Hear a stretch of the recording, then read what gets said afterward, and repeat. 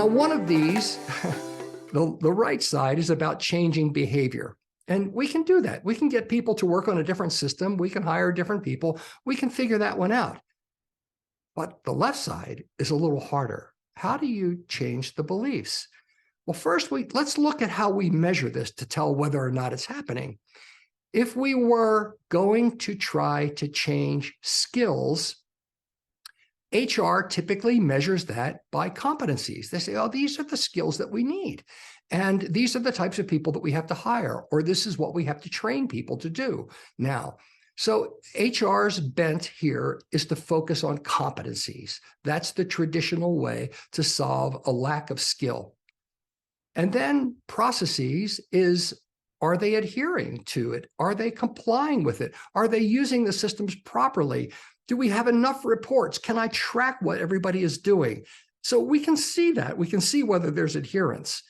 And with results, we simply look at attainment and performance. Did they achieve what they said they were going to do? Were they on target, on budget, on plan? Did they meet their dates? Did they meet the commitments to the customer? Did it happen? But how do you measure this? How do you measure alignment of beliefs? The standard that we have come up with is called My Proxy. And we're going to explain that now and walk you through a way to attain proxy relationships with a team. So the first question is, how do you change the way that people think? And if you talk to a psychologist, or you talk to someone who has practiced mindfulness and meditation, and you're asked, how do you change the way that someone else thinks? The reality is you can't. You can't change someone else. If they're unwilling to change, you can't change them. But you can provide the ability and you can assess what's going on. So here's the way that we approach the left side. Remember, we're going for proxy relationships, which I'll explain a little bit more of. And here is the way that we try to attain alignment for proxies. The essential ingredients for any change to happen is that an individual must be capable, must be willing, and must believe in what you're asking them to change. Even you, if you're going to change, you have to be capable of making that change. You have to be willing, you have to believe.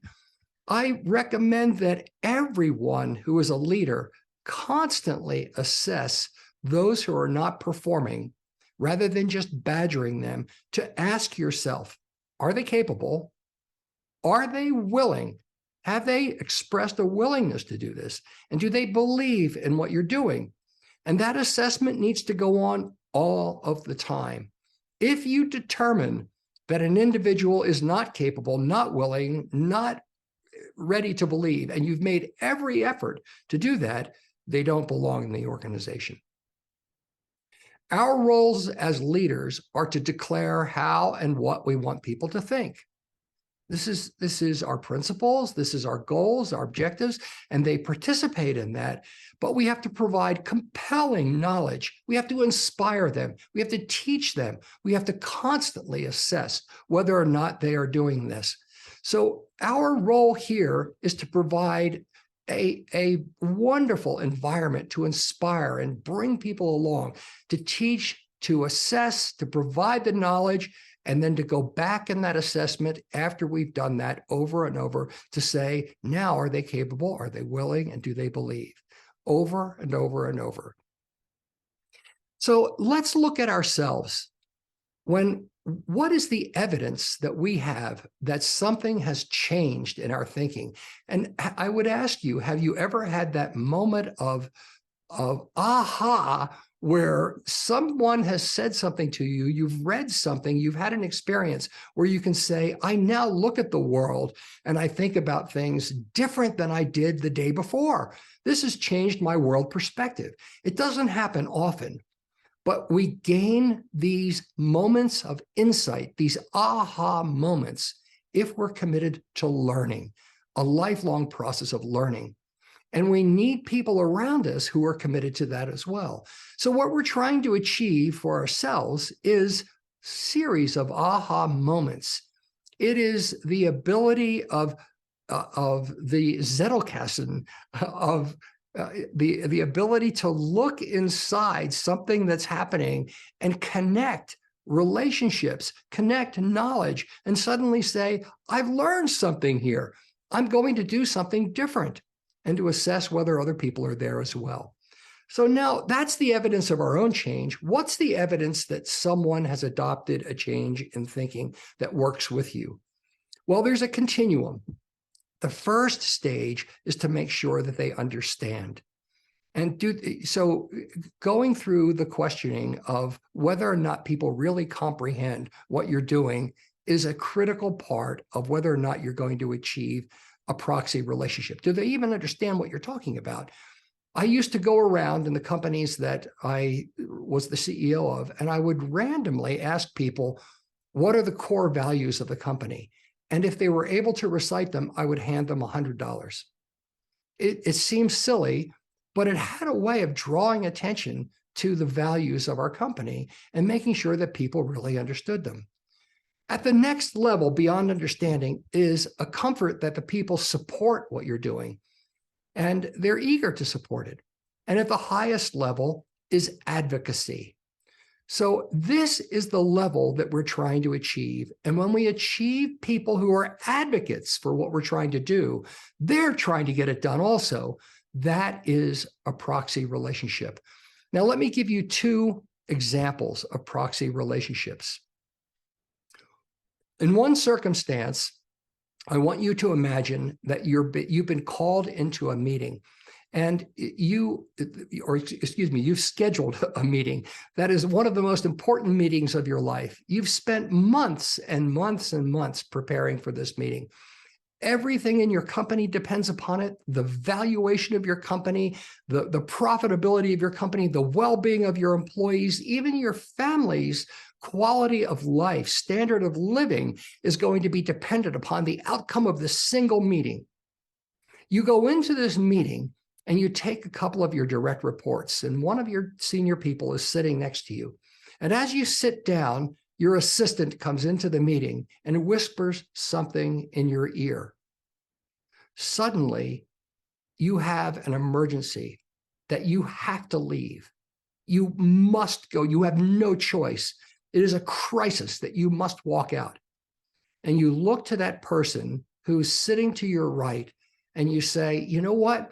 They don't have all of the knowledge and all of the skill that I have, but I'm in good hands.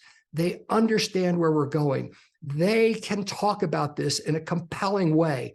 We are aligned in the way that we look at problems. Our values are similar. We make similar trade-offs in the way that we look at things. We might have strongly different opinions about some things, but our alignment in where we're going and how we work to solve problems is completely there. That's the best person that I could have in the room.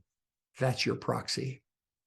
Another example, you're walking down the hallway and you're approaching an open door to a conference room, and you hear an individual in that room, and they are passionately describing what you're trying to achieve in your company and what your goals are and how you're going to get there. And you're standing out there in amazement thinking, oh my goodness, this person is actually more passionate, more capable. They're describing it better than I would and more nuanced. This is amazing. That's your proxy. Now, the proxy relationships are not just between the boss and the direct reports. The beauty of the proxy relationships are that we're looking to develop proxies for everyone on our team. We want to be each other's proxy. We want to be able to say that if you fall, if you trip, I'm going to stop what I'm doing. I'm going to take my resources and I'm going to apply them to help you. I'm going to support you in the work that you're doing. If I make a mistake, or if there is a mistake made, I'm going to be the first one to say that I made the mistake. I'm going to say, you know what? Let me take the blame and let's now work on a solution. Those are proxy relationships. They're characteristics of proxy relationships. Some people simplify it by saying teamwork, but they never define teamwork. Teamwork at its core requires proxy relationships, and that's what we're trying to build. There's another aspect of achieving outstanding outstanding performance, and I call this the focus values matrix. So what I would like to think about here is to look at outside organizations, because we'll also at the end take this in to look at our own organization and individuals who we work with. But let's first look at a company that we approach, and let's say that we're consultants. You walk into the company and you encounter the person who is running the company as the CEO. And that individual's total focus is me. What am I getting out of this? I don't care about anything else. I don't care about my customers. I don't care about my employees. I don't care about you. I don't care about the regulators. I care about me. It's all about me. What's your reaction to that? Is that a place that you want to work? Let's take it up a notch. The individual says, it's a family-owned company. And by the way, I've worked for a family-owned company. It's not easy. Let's say you go in there and it's the same sort of thing. My family works here. It's my cousin, it's my children, it's my brother, and they manage this company. And quite frankly, I don't care what we do for anybody else. All I care about is them. And when we make decisions, I bring that circle in, and that's where I make the decisions, and you respond to it no matter where you are. The next level is I care only about the allies, the people who will support me. Nobody else. If you're either with me or you're against me. If you're with me, then you're on the team. And the minute you cross me, then you're the enemy. How does that feel to work in that environment? The next one is my team.